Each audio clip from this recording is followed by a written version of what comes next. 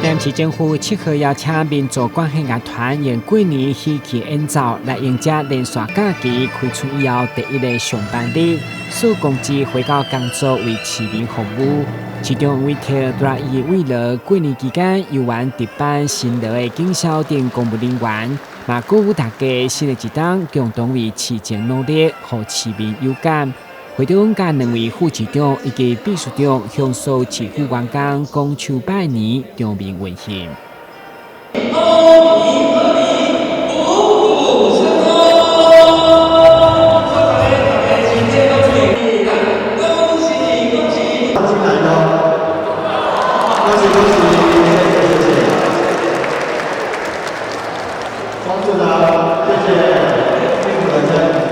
面对疫情，吴伟铁再次强调，咱无放松的本钱，并且观察年假结束以后变化。14天以后，若无新的案例，才算渡过难关。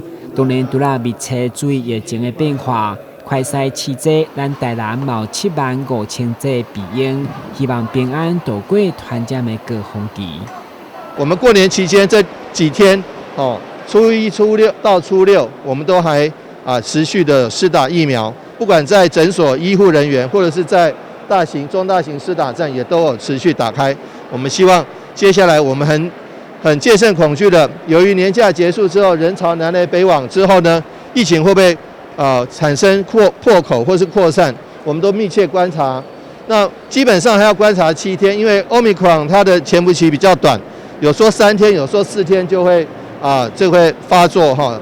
那但是我们把它拉长为7天，如果7天之内都没有新案例产生，那我们算是平安的过了第一关。14天之内没有新案例的产生，才算完整的度过难关。我们希望说，我们现在绷紧神经来密切注意疫情的发展。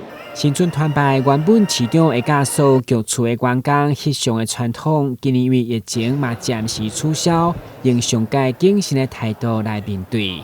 咱的新闻，军职何乔邦采访报道。